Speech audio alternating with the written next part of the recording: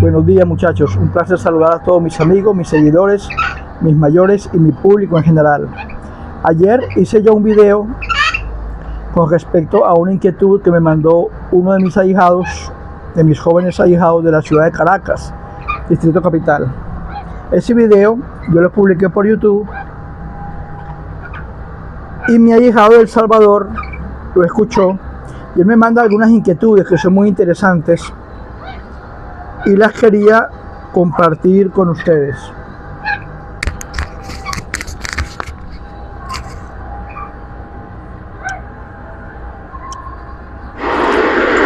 Salam aleikum, padrino Elías, cordial saludo acá desde la distancia.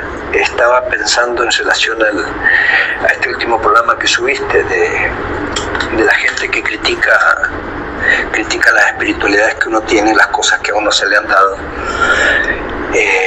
metiendo dudas, ¿sí? Yo estaba pensando, pero sería bueno conocer tu opinión, que a veces no solo es que nos ponen dudas, sino que el ahijado ya trae dudas sobre lo que se le ha dado, porque las cosas no le caminan.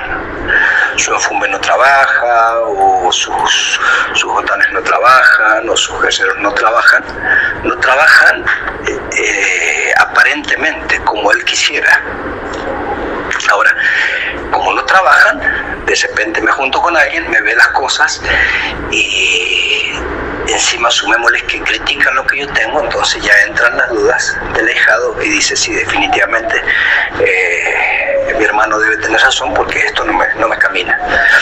Mas, sin embargo, uno como ahijado no se da cuenta que a veces no es que las cosas no trabajan, es que nosotros no sabemos hacer trabajar las cosas. Nosotros no le damos la atención que debiéramos darle a nuestros cuadros espirituales, a las cosas que tenemos. Si lo hacemos por interés, no desinteresadamente, sino por interés. Si se va a ofrendar algo, se va a hacer un otorgamiento de algo, se va a poner algo, aunque sea lo más mínimo, desde una vela, es siempre detrás de un interés. Y está bien, en cierto modo es validero, porque uno da estos pasos y ya sea que se agarre el camino del babalao o como palero o cualquier camino que fuera, uno lo hace porque hay afinidad y porque sí espera algo a cambio. Pero el detalle es que si yo no construyo eso, nunca va a haber nada a cambio. No es solo que yo voy a poner una vela porque sí o sí necesito que ahora me den algo, o voy a sacrificar un cordero porque necesito que me den algo, voy a sacrificar un gallo. Tiene que haber también un interés de parte del ahijado y crear una conexión. Esto es como una relación de pareja o una relación laboral, o sea, hay que crear esa relación. Tiene que haber una conexión, porque si no hay conexión es imposible poder comunicarse. Pero no sé, esta era una idea que se me vino a la mente en relación a lo que tú estabas hablando. Sería bueno conocer tu opinión. De antemano, gracias, padrino, gracias. Recibe un cordial saludo acá desde El Salvador, decirte que se te quiere mucho. Y hace un par de años escuché a alguien que dijo que nadie cuestione tu fe, y creo que eso es importante. Muchas veces se pueden cuestionar las formas, ¿sí? Las formas. Más sin embargo, no hay que dejar que cuestionen la fe de uno. Y yo creo que los cuadros espirituales ven también eso. Un fuerte abrazo una vez más, y como tú dices, aquí estamos, aquí seguimos. Es muy importante, muchachos, tomar en cuenta, como dice mi ahijado de El Salvador, directa o indirectamente, vamos a ser sinceros. Buscamos la religión yoruba para que de una u otra forma esas entidades, sean a nivel de Orunmila como babalaos, sea a nivel de Nsambien-Pungo como paleros, o buscamos las entidades oscuras o entidades mayores para convertirnos en sacerdotes oscuros, en bócor, en ganguleros. Y seamos sinceros, buscamos subconscientemente la necesidad de sentirnos apoyados, de sentirnos bendecidos, de sentirnos ayudados por esas entidades que sean las que sean, están del otro lado del velo y que sabemos perfectamente como religiosos que somos que esas entidades tienen la facultad a su manera de ayudarnos terrenalmente en nuestra vida temporal, en este planeta, aquí en la Tierra. Ahora bien, yo fui joven. Mi pacto con entidades mayores lo hice a mis 19 años. Yo buscaba a esas entidades mayores favores. Buscaba beneficiarme económica y espiritualmente aquí en la Tierra. A eso de mis 20, 21, 22 años, si mi memoria no me falla, me hice hijo de Leguá con mi padrino, Arturo Esparragosa.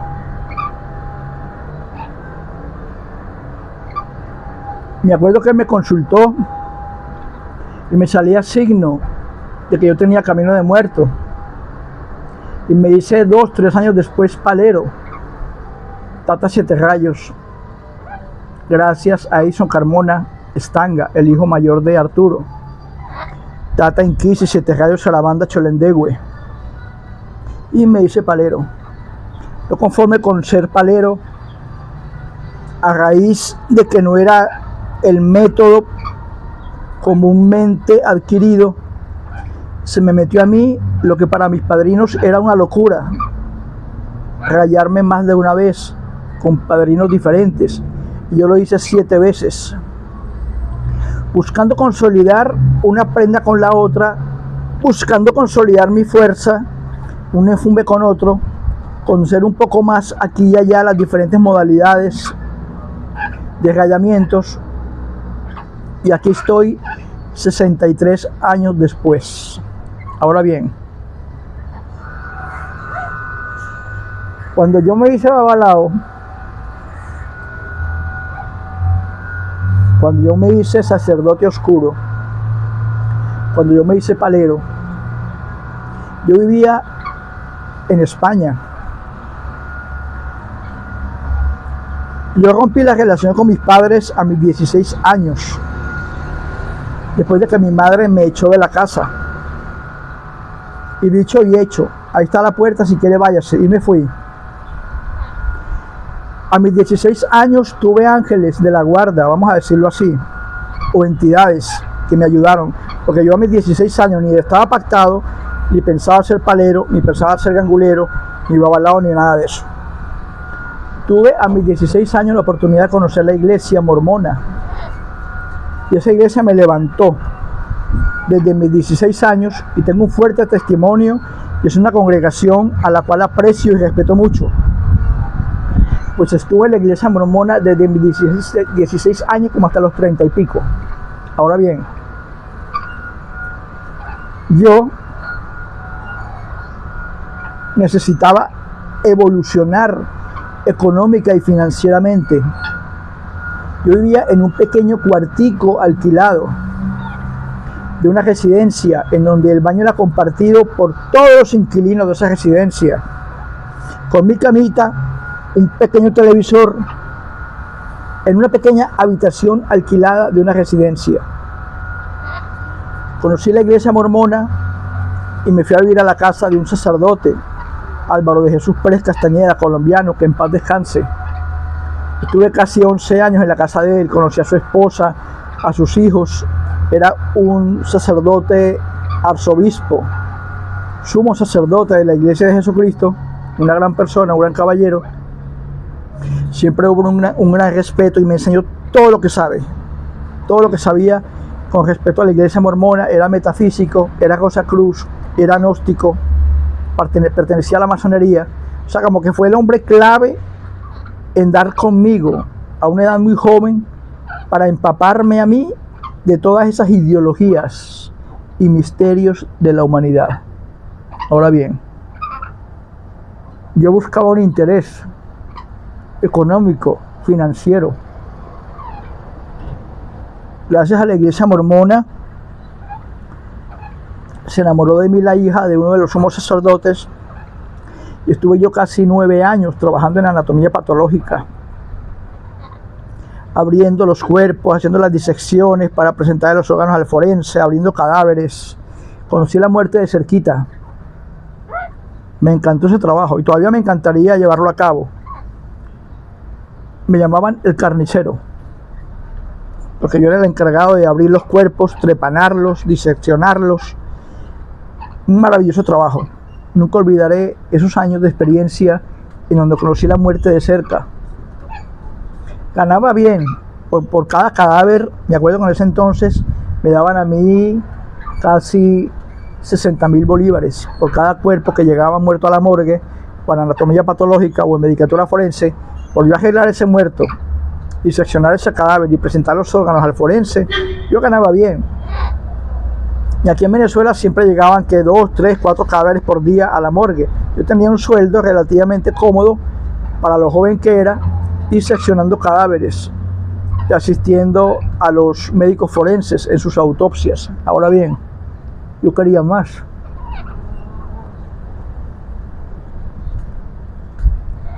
Cuando empecé a estudiar en la universidad, yo veía que en la universidad iban personas vestidas de blanco, con collares, con elequés, con pulseras.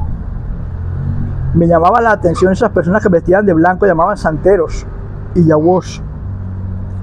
Yo decía, pero es que ojalá hubiera la forma, ojalá hubiera la manera de yo algún día ser santero como esos que van allí vestidos de blanco.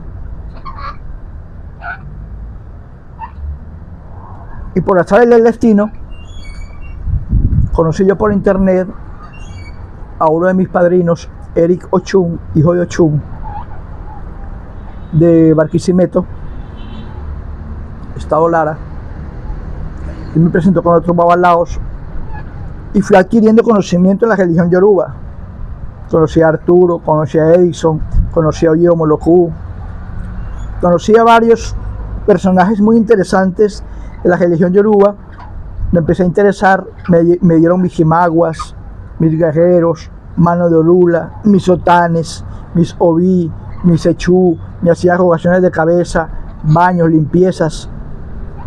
Me fui adentrando en ese mundo que yo veía que a nivel económico a ellos les iba muy bien. Pues yo quería evolucionar económicamente, siendo sincero.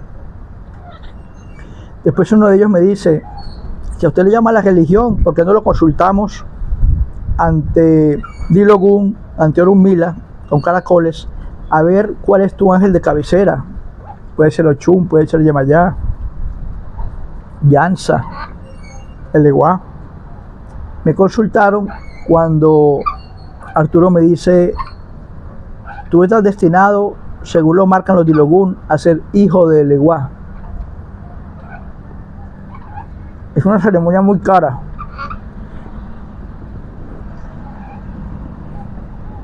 ¿Cuánto cuesta, padrino, hacerme yo hijo del Eguá? $5.000 en ese entonces. Y yo, no, que va, pero ¿de dónde voy a sacar yo $5.000 para hacerme hijo del Eguá? Imposible. Se me vino entonces a la idea de pedirle el dinero a mi padre, que es sacerdote, le va muy bien en la iglesia, gracias a los diezmos, a las limosnas, porque aunque suene vulgar, hay un chiste que dice que los sacerdotes tiran todo el dinero para arriba y le dicen a Dios, bueno Dios, ahí está todo el dinero recibido de esta misa, lo lanzo hacia ti, lo que dejes allá arriba es tuyo y lo que caiga es para mí. Obviamente al sacerdote le va a caer todo el dinero completico. Entonces dije yo, bueno, de repente mi papá me presta esos $5.000. Se los pedí y me los dio. Me convierto en hijo del Eguá.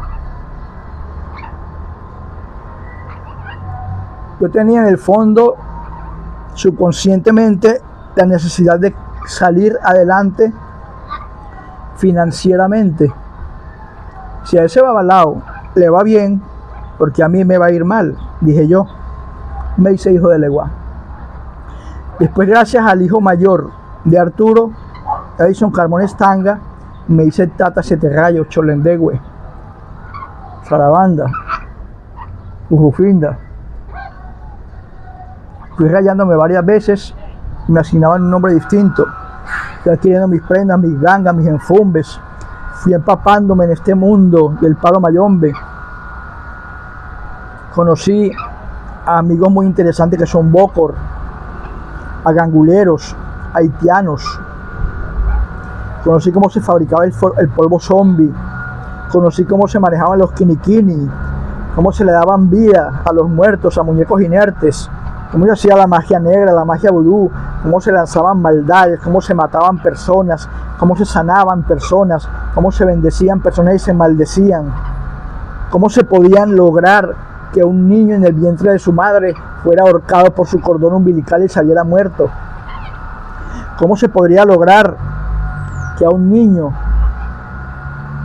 se le hiciera que adentro de su estómago le crecieran sapos y culebras, cómo se podía lograr parar de la cama a un moribundo, cómo se podía lograr curar enfermedades en cuyo caso la medicina convencional daba por sentado que no se podía. Y me fui yo adentrando en un mundo fantástico, en un mundo místico, en un mundo donde la fantasía era más real que la propia ficción y la propia realidad. Se podían hacer tantas cosas que ante los ojos de cualquier mortal parecería que una persona hablara locuras. Empecé yo a ir a cementerios, a campofindas, a sacar criyumbas, a aprender a consultar. Le decía a mis padrinos cómo se leían los chamalongos, cómo se leía el tabaco, cómo hacer esto, cómo hacer aquello. Y empecé yo a empaparme en ese maravilloso mundo yoruba de tantas cosas buenas y tantas cosas malas que se pueden hacer.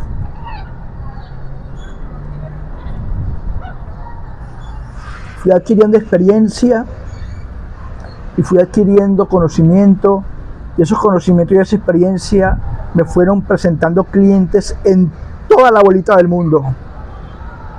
Y ahora puedo decir que tengo clientes en toda la bolita del mundo. Cuando pensé yo que iba a tener clientes, por ejemplo, de Canadá, Austria, Alemania, China, Rusia? ¿Cuándo imaginé yo que yo, un español inmigrante venezolano, iba a poder tener clientes al otro lado de la cortina, al otro lado del mundo? Y aquí estoy, 63 años después. No voy a negarles que yo tuve la necesidad de evolucionar económicamente, y mis entidades me dieron el privilegio de poder yo evolucionar económicamente.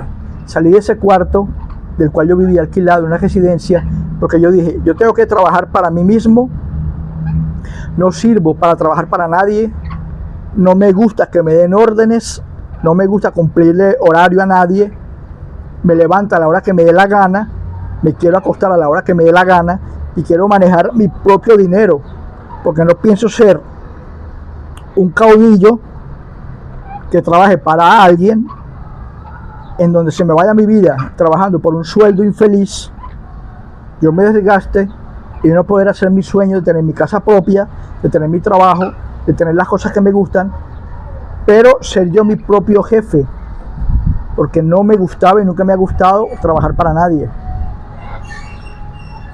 Y digamos que las entidades, el Eguá, las entidades oscuras, Orunmila, los enfumbes, me dieron la oportunidad de comprar un terreno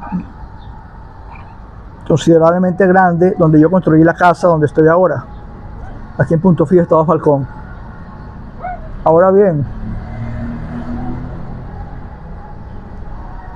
en el lapso de yo estar entre ese cuarto alquilado en la residencia, de yo rayarme la primera vez, de yo santificarme como hijo de Leguá, y de yo haber pactado con entidades mayores, pasé 3 años pasando hambre, 3 años pasando rabias, 3 años pasando arrecheras. 3 años en donde yo pasaba días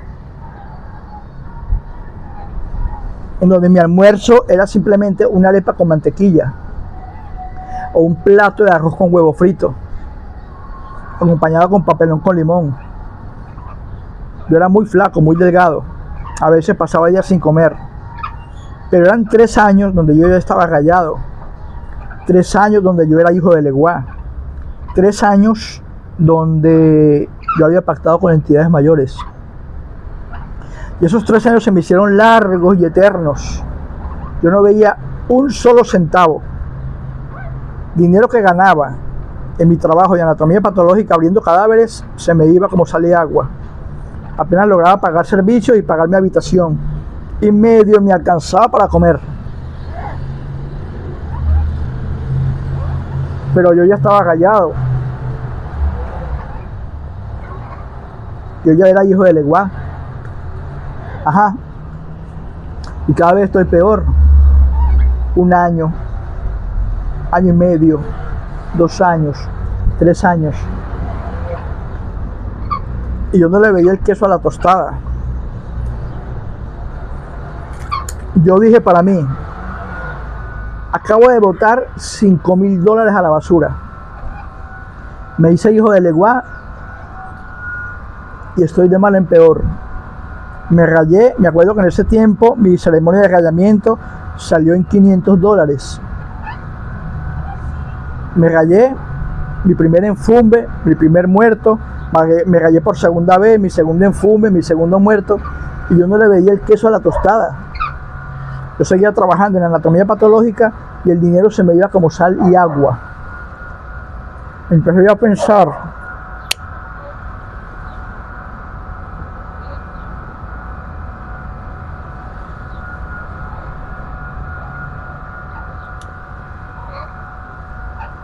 a pensar, pero ¿para qué carajos gasté yo $5,000 en hacerme hijo de Leguá? ¿Para qué gasté $500 en un rayamiento? $300 después en un segundo rayamiento, cuando yo quiero rayarme 7 veces, pero yo no le veo el queso a la tostada. Yo estoy de mal en peor. Hablé con mis padrinos. Padrinos, yo creo que voy a renunciar. Esto no es para mí. Muchos de ellos me decían, lo que pasa, hijado, es que tú estás viendo las entidades por interés económico. Yo, padrino, pero es que yo quiero surgir. Y yo quiero que las entidades me ayuden. Yo quiero que ese Leguá, del que se dice que yo soy hijo, me ayude. Fui a hablar con el sacerdote oscuro con el que yo pacté en Colombia. Hermano, padrino, usted me hizo pactar con las entidades mayores. Estoy muy gustoso de haber gastado $400 en un pacto con entidades mayores. Pero yo no surjo. Hablé con mis 2 tatas. Para ese entonces yo tenía 2 rayamientos encima. Tatas, hice 2 rayamientos, pero yo no surjo. Esto no es para mí. Todos a su manera, desde el tata primero hasta el segundo tata, mi padrino, el babalao, y mi sacerdote oscuro, mi mayor, todos me dijeron de diferente forma: todas las entidades te van a probar, a ver si tú eres digno de merecer las cosas que pides. Las entidades oscuras te van a probar, el Leguá te va a probar, y en Sambien Pungo te va a probar. Y fueron 3 años pasando arrecheras. 3 años es mucho tiempo para alguien que no tiene que comer.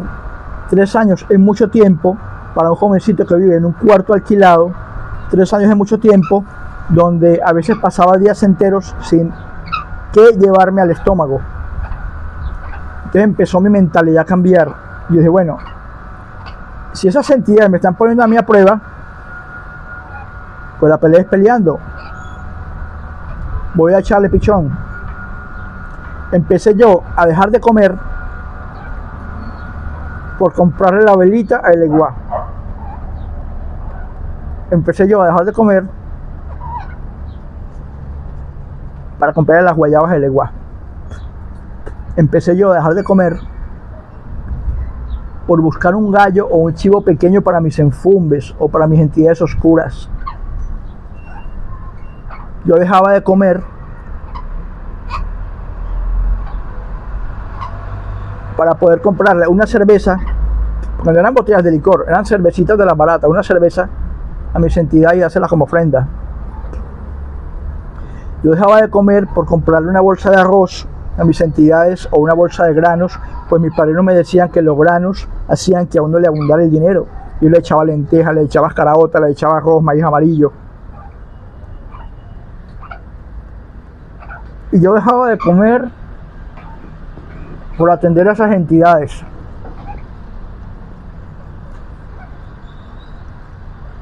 Fueron 3 años de prueba, 3 años de arrecheras, 3 años de pasar hambre, hasta que de repente, 3 años después, empieza a llegar mi dinero de clientes, me aumentan el salario en mi trabajo de anatomía patológica, me buscan para trabajar como psicólogo de las escuelas bolivarianas de aquí de Venezuela, del estado Lara. Monto un instituto donde yo daba clases de seguridad industrial, de operación de planta, de instrumentación, contrato a los profesores, yo soy el director, me empiezan a llegar alumnos de todas partes. Monto un instituto en Puerto La Cruz, en Maracaibo, en Punto Fijo. Empieza el dinero a aparecer. Me aumentaron el sueldo en medicatura forense, ganaba yo como instructor, como director de mis 3 institutos. Me empiezan a llegar clientes de la religión yoruba. Yo empiezo a adiestrarme, a aprender a consultar, a tirar de logún, a tirar chamalongos, a leer tabaco. Y empiezo económicamente a surgir 3 años después, cuando yo estaba que ya tiraba la toalla. ¿Por qué les digo esto? Porque hay una creencia muy errada, hay un error, que generalmente el religioso, cuando se raya y se le da su enfumbe, ya, mi enfumbe y yo tenemos una conexión inmediata. Cuando se me da mi otán o mi eleguá, ya doy por hecho de que el eleguá y yo tenemos una conexión inmediata. Cuando yo pacto con entidades mayores, ya doy por sentado que las entidades mayores y yo tenemos una conexión inmediata. Y que el enfumbe, el otán, el echur, mi guerrero, mi jimagua, mi jimeyi, mis entidades mayores o las entidades que sean, me tienen que empezar a dar, porque ya yo las tengo. Y eso es falso.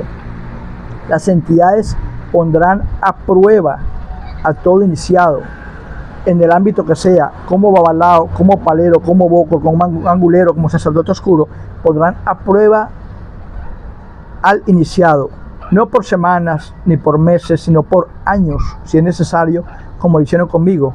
Fueron 3 años en donde yo pasé hambre, hasta que la tortilla se volteó a mi favor y empecé yo a generar dinero por todas partes, porque las entidades me duplicaron, las entidades me triplicaron, las entidades me multiplicaron esas guayabas, esas cervezas, esas bolsitas de arroz, esas bolsitas de lentejas, que yo por no llevarme a la boca un plato de comida prefería dárselas a las entidades. Entonces las entidades me sometieron a prueba 3 años para después empezarme a dar las bendiciones que yo quería y en abundancia. ¿Por qué les digo esto? Porque tengo en mi cartera muchos clientes jóvenes en todo el mundo, de 30 años para abajo. Tengo ahijados mayores, pero la gran mayoría, el 80, el 70, el 80% de mi cartera de clientes de ahijados son gente joven. Pero son gente joven que creen que porque ya me hice babalao, me hice tata, me hice palero, pacté con entidades mayores, ya yo tengo el toro agarrado por los cuernos y yo tengo toda la plata del mundo, y eso es falso. Las entidades saben nuestras necesidades temporales, porque las entidades saben que tenemos un cuerpo físico al que mantener. Las entidades saben que tenemos una vida temporal y terrenal que queremos que sea próspera. Pero las entidades saben también lo que hay en mi mente y si yo estoy por puro interés y si era así respeto o no. Entonces las entidades, una vez que te prueben, una vez que te forjen, una vez que te sacudan, que te expriman y te hagan sufrir lo necesario, las entidades se pondrán todas de acuerdo independientemente de lo que tú creas o lo que hagas, sea sacerdote oscuro, babalao o tata, bocoroquín visero o gangulero, y ellas dirán, bueno, ya hemos probado suficientemente a este hombre, a este hermano, a esta hermana, vamos a empezar a soltarle la rienda, vamos a empezar a darle las bendiciones que él no es tanto nos ha pedido. ¿Por qué? Porque vemos que lleva 1 año, 2 años, 3 años o hasta más, y está ahí fiel a nosotros, no ha tirado la toalla. Entonces las entidades aprietan, pero no ahorcan. Es como cuando un cristiano dice, Dios aprieta, pero no ahorca. Me viene a la mente una película muy vieja que se llama Los 10 Mandamientos, cuando hay un episodio en la película donde dice que Dios en el desierto forjó, como forja un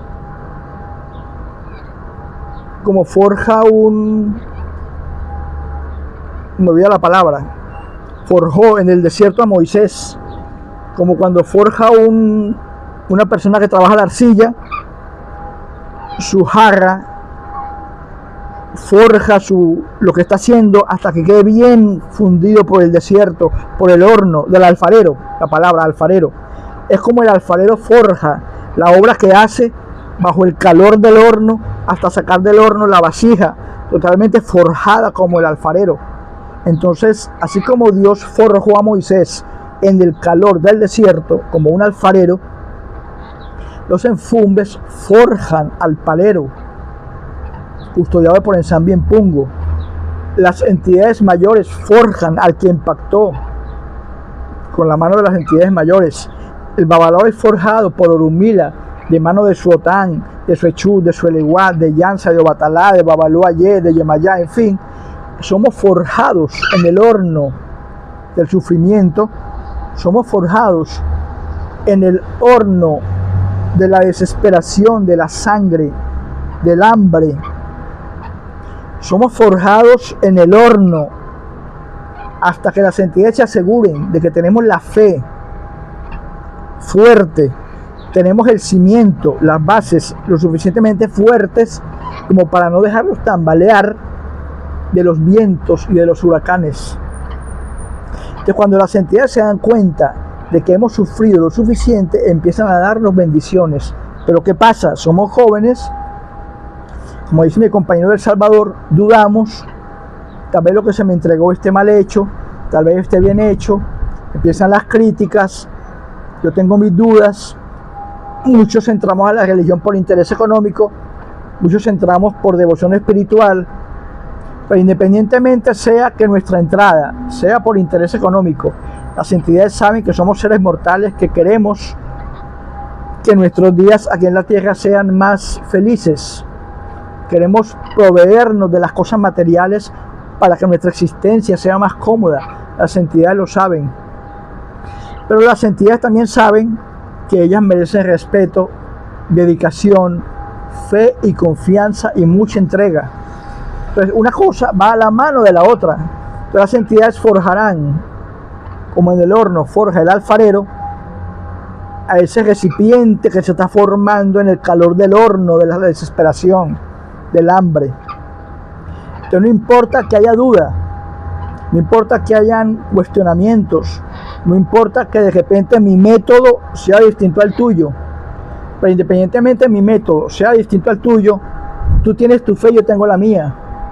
Y como dice mi ahijado del Salvador, y a mi ahijado joven de Caracas que me mandó el audio de voz ayer, la fe no podemos permitirnos que tambalee, porque las entidades, sean las que sean, están pendientes de nuestro estado psicológico y mental, de nuestra fe. Y dependiendo de la seguridad que tengamos en ellas, las bendiciones nos serán entregadas después de que bajo el juicio de las entidades hayamos pasado el periodo de prueba necesario para que esas bendiciones nos empiecen a llegar y en abundancia. Y doy testimonio de ello. Pero por una persona que me escucha, 3 años se dice muy fáciles en un video. 3 años, son 2 palabras, 3 años. Pero 3 años en tiempo real, de no estar pasando hambre y arrecheras, es mucho tiempo. Mucha gente tira la toalla al mes, mucha gente tira la toalla al año, mucha gente tira la toalla a las semanas. Es como cuando yo tengo clientes, que yo les digo a mis clientes, todo forma parte de un proceso. No es solo pedir por esa boca, dar un chivo, dar un ovejo, dar un perro, dar un gato, y pido esto y pido aquello, quiero esto y quiero aquello. Perfecto, nosotros podemos pedir lo que nos dé la gana, pero las entidades nos darán lo que nosotros pedimos después de ponernos a prueba para hacernos merecedores de las cosas que queremos, seamos clientes o seamos religiosos, seamos pinos nuevos o seamos tatas, seamos ganguleros o bócor o pactados con entidades mayores, seamos babalaos o iyaguos. Las entidades siempre nos probarán en el horno del alfarero, así como probó Dios a Moisés en el desierto, hasta que seamos curtidos por el sol del sufrimiento, seamos curtidos por las experiencias, seamos curtidos por la desesperación de decir, no, esto no es conmigo, padrino, voy a tirar la toalla, padrino, no aguanto más. Entonces, en ese punto, en donde las entidades se están dando cuenta de que nosotros estamos siendo zarandeados por las circunstancias que generalmente son circunstancias difíciles, las entidades nos están probando, y no estoy hablando de periodos probatorios de un día o de 2 semanas, sino periodos probatorios largos, y esos periodos varían en términos dependiendo de la fe, el respeto y la seguridad que nosotros, ustedes y yo, tengamos en las entidades a las cuales les pedimos cosas, porque en cada petición, en cada deseo, en cada rayamiento, en cada petición de un cliente o en cada devoción de un ahijado, sea pino nuevo, iyaguó, babalao, palero, sacerdote oscuro, hay una necesidad de querer ser ayudados por esas entidades invisibles, por esas entidades que están del otro lado del velo. Pero esas entidades saben que tras esa necesidad de nosotros querer ser ayudados como seres mortales que somos, esas entidades tienen que ser respetadas, tienen que ser espiritualmente apreciadas, bien vistas. Es como dice mi ahijado del Salvador, es como una relación matrimonial, es como una relación de amistad. Uno tiene que ganarse el amor de su pareja, uno tiene que ganarse el amor de los hijos, uno tiene que ganarse el amor de la empresa donde trabaja para colocar los jefes a mi favor. Si yo monto una empresa, yo tengo que tener mis empleados a favor mío, tengo que tener una armonía empresarial, una armonía laboral, una armonía familiar, y eso es necesario tanto en el amor como en los negocios y en la vida espiritual. Y para poder crear esa armonía, esos lapsos de entendimiento en una vida religiosa, hay que ganarse el amor, hay que ganarse el respeto, hay que ganarse la atención y el favoritismo de esas entidades con las que ustedes pactaron. Seamos babalaos, seamos iyaguó, seamos santeros, pinos nuevos, tatas o quimbiceros o sacerdotes oscuros. Pero para nosotros ganarnos la confianza de esas entidades, sean las que sean, tenemos que ser forjados bajo el horno del sufrimiento, como hace el alfarero al momento de moldear la arcilla, para que eventualmente al sacar del horno la forma del jarrón como nosotros lo queremos, empecemos a ponerle al jarrón la pintura, las flores, la brillantina y todos los adornos que queramos para los cuales ese jarrón fue elaborado. Que somos, muchachos, para los que ven este video, seres espirituales viviendo una corta experiencia terrenal, y las entidades lo saben. Las entidades procurarán darnos lo que nosotros creemos siempre y cuando las respetemos y creamos en ellas, más por amor, más por fe que por interés. Pero si ustedes ven las entidades con interés, no se preocupen. Las entidades se tomarán el tiempo necesario, se tomarán los días, las semanas, los meses y los años que sean necesarios para que ustedes sean probados a ver si merecen las bendiciones que los llevaron a ustedes a convertirse en babalaos, tatas, quimbiceros, bócor, ganguleros o sacerdotes oscuros. Es un interesante punto. La fe es muy importante, la metodología no lo es tanto, porque generalmente lo que funciona para ti no funciona para mí de la misma manera. Pero siendo tu manera diferente a la mía, puede ser que ambas cosas funcionen, tú a tu manera y yo a la mía. Pero lo que evidencia y lo que garantiza de que tu metodología, siendo diferente a la mía, funcione, es que tu fe sea tan fuerte como lo es la mía, y que a través del proceso, que puede ser diferente, esas entidades, valiéndose de nuestra metodología, que puede ser diferente, vean que tanto tú como yo tenemos la fe lo suficientemente fuerte en esas entidades como para las entidades decir, bueno, basta de pruebas y vamos a darle a esta persona las cosas que tanto nos ha pedido. Se les quiere mucho, muchachos. Como siempre digo, aquí estamos y aquí seguimos. Se les quiere mucho. En Salam Aleikum, Aleikum Salam.